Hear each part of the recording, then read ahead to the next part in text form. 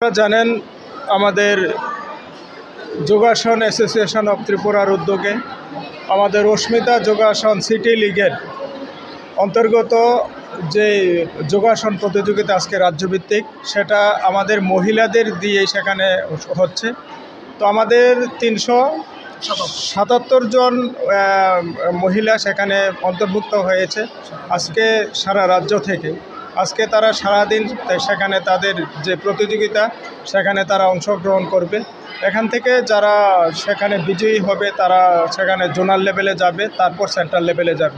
তো আমি আশা রাখবো আমাদের রাজ্যের যারা মেয়েরা, যারা মায়েরা, তারা সেখানে সেরা হয়ে আমাদের এই রাজ্যের মান উজ্জ্বল করবে, আমাদের এই রাজ্যের যে নাম সেটা আরও উপরে নিয়ে যাবে।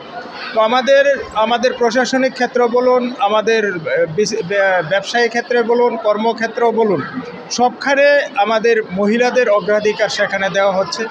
এখানেও এই খেলার জগতে আমাদের অস্মিতার মাধ্যমে যাতে আমাদের গ্রাম থেকে একদম প্রত্যন্ত এলাকা থেকে যাতে মহিলাদের খেলাধুলায় অংশগ্রহণ করানো যায়, তাদেরকে বিভিন্ন খেলার সাথে যুক্ত করা যায়, এই যোগ আসনের সাথে যুক্ত করা যায়, তার জন্য আমাদের কেন্দ্রীয় সরকার সেখানে প্রচেষ্টা চালিয়ে যাচ্ছে।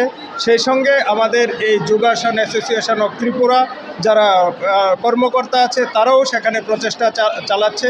সারা রাজ্য থেকে আজকে 377 জন মহিলা এখানে যোগাসন প্রতিযোগিতায় অংশগ্রহণ করছে। এটা একটা বিশাল ব্যাপার। তো আগামী দিনে আরও অনেক সেখানে বাড়বে এই সংখ্যা। আমাদের প্রত্যেক মা বোন সেই যোগাসনের আকৃষ্ট হয়ে সেখানে অন্তর্ভুক্ত হবে, যাতে আমাদের সরকার, রাজ্য এবং কেন্দ্র সরকারের যে উদ্দেশ্য আমাদের একটা সুস্থ সমাজ গঠন করা, একটা সুন্দর একটা সমাজ গঠন করা, সেটার ক্ষেত্রে এটার একটা বিরাট ভূমিকা পালন করে।